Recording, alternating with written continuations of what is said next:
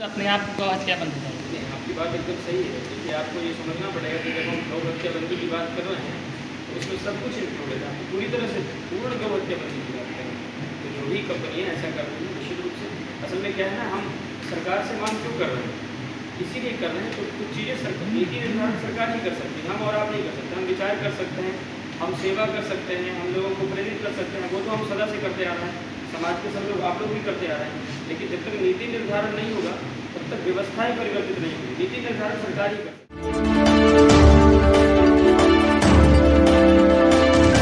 है। हम हैं मुकुंदानंद ब्रह्मचारी, गौ यात्रा में सेवा कर रहे हैं प्रभारी के रूप में, जो शंकराचार्य जी की यात्रा होने वाली है। गौ प्रतिष्ठा अभियान की शुरुआत कर रहे हैं, क्या उद्देश्य है इसका? देखिए, हमारे अभियान में जो नाम रखा गया है उसी से आप समझ सकते हैं। हम लोग चाहते हैं कि गौ माता की प्रतिष्ठा हो, और गौ प्रतिष्ठा यही है कि इस देश से गौ हत्या पूरी तरह से बंद हो।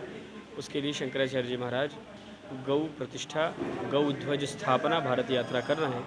भारत के हर राज्य में जा रहे हैं, राजधानी में जा कर के वहाँ गौ ध्वज स्थापित कर रहे हैं। स्थापित करके ये संदेश देना चाहते हैं कि इस राज्य में गौ हत्या बंद हो। ऐसे पूरे देश में जाएंगे और पूरे देश की सरकार को ये अनुरोध करेंगे, ये भारत देश के ऊपर से ये कलंक समाप्त हो कि एक भी बूंद गाय का रक्त इस देश में ना गिरे। गौ हत्या बंद हो, गाय को पशु सूची से हटा करके माता की सूची में स्थापित किया जाए, गाय को लेकर के केंद्रीय कानून बने। यही हमारे इस यात्रा का उद्देश्य है।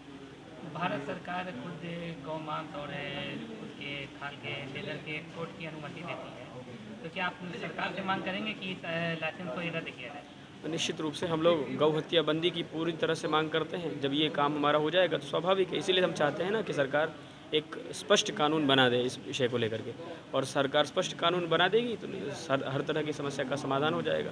जब सरकार ही कानून बना देगी, देखिए हमारे यहाँ ये सिद्धांत है कि महाजनों ये न गतः सपंथाः, बड़े लोग जहाँ चलते हैं जिस रास्ते पे, वही रास्ता बन जाता है। तो जब सरकारें कोई गौ को लेकर के स्पष्ट नीति बना देंगी तो निश्चित रूप से सामान्य लोग उसका पालन करेंगे और देश में सख्ती से उसका पालन होगा। तो ना गाय कटेगी, ना गाय के शरीर की जो खाल है, चमड़े हैं, उसका किसी भी तरह का कोई व्यापार होगा, और ये पूरी तरह से बंद होना चाहिए। धार्मिक उद्देश्य से आप निकले हैं, लेकिन अभी कई राज्यों में चुनाव भी है, कहीं ऐसा तो नहीं कि इसका फ़ायदा राजनीतिक दल ले जाएं और आपका उद्देश्य फिर अधूरा रह जाए? देखिए, फ़ायदा लेने वाले तो फ़ायदा लेते ही रहते हैं। आप अपने आप को उससे कैसे बचा सकते हैं? अपनी बात कहना हमारा उद्देश्य है।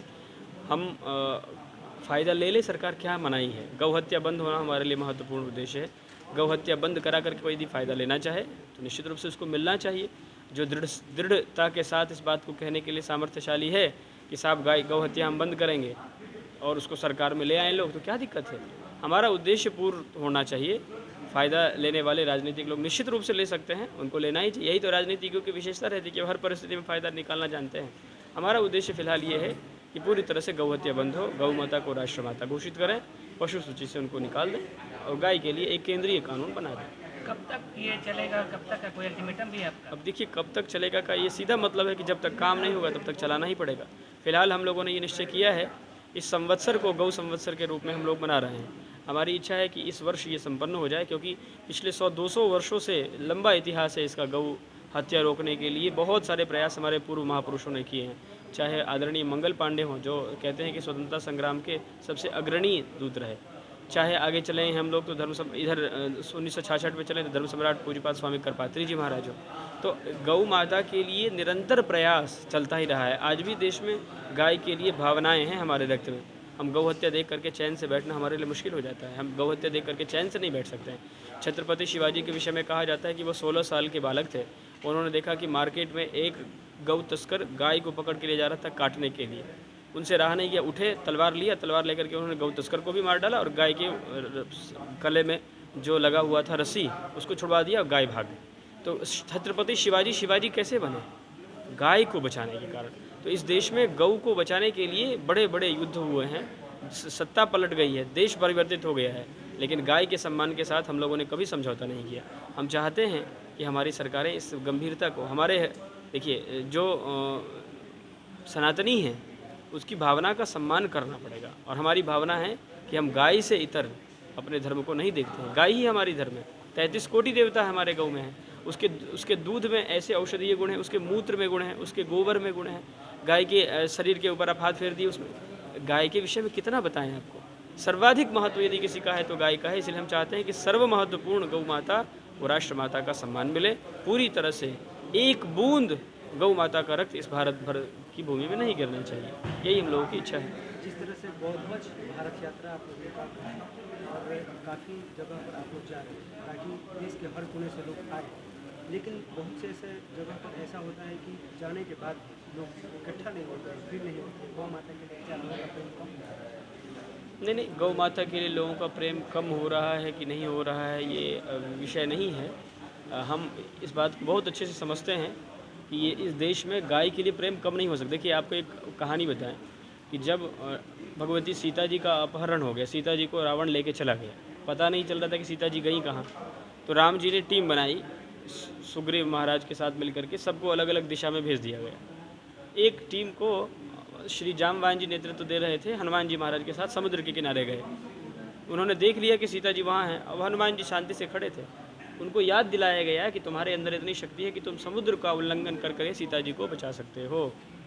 तो हमारी शक्ति, ये शक्ति का सिद्धांत है कि शक्ति जो है प्रसुप्त पड़ जाती है। हमारे अंदर सारी चीज़ें होती हैं लेकिन हम भूल जाते हैं। तो याद दिलाने के लिए यदि हम कहते हैं कि सबके अंदर भावनाएं हैं, कोई अहिंसक कोई हिंसा वाली बात है ही नहीं हमारे यहाँ, सब लोग अच्छे हैं, हम सब के लिए अच्छा मानते हैं, लेकिन हम ये ज़रूर कह रहे हैं कि भावनाएं प्रसुप्त पड़ती रहती हैं, उसको हर समय जगाने की आवश्यकता पड़ती है। तो हमारा ये आंदोलन उस रूप में भी है कि जिसकी भावनाएं प्रसुप्त पड़ गई हैं उसकी भावनाएं जागेंगी और जाग करके वो इस आंदोलन में सहयोग करेगा। जिस तरह से 1966 में पूज्य करपात्री महाराज को आंदोलन किए थे, क्या उसी तरीके से ये आंदोलन होने वाला है? देखिए, आंदोलन का स्वरूप तो समय के अनुसार तय किया जाता है। ये तो जो आंदोलन करता हैं, जो पूज्य आचार्य चरण है, वो तय करेंगे क्या स्वरूप होगा। फिलहाल उनका संदेश यही है कि इस संवत्सर में गोपाष्टमी तक गौ माता के लिए एक सख्त कानून सरकार बनाए, ऐसा हम लोग अनुरोध करना चाहते हैं। बाकी शंकराचार्य जी महाराज लोग जो निर्देश करेंगे, सारा सनातनी समाज उनके आदेश को आज से नहीं 2500 सालों से मानता आया और मानता है। उनके संदेश को, उनके आदेशों को समाज आगे भी मानेगा। अंतिम सवाल ये है कि भाजपा की सरकार है केंद्र में, अगर सरकार आपकी मांगे नहीं मानती है तो क्या लोगों के बीच आप जाएंगे सरकार परिवर्तन के लिए? देखिए, सरकार परिवर्तन हमारा उद्देश्य नहीं है, मांग पूर्ण हो इसके लिए हम लोग प्रयास कर रहे हैं। हम लोग ये और सही संभावनाएं सब जगह देखनी चाहिए। हम ये संभावना देखते हैं कि सरकारें हम लोगों की बात सुनेंगी और गौ हत्या बंद करेंगी, गाय को राष्ट्रमाता घोषित करेंगी, पशु सूची से हटाएंगी।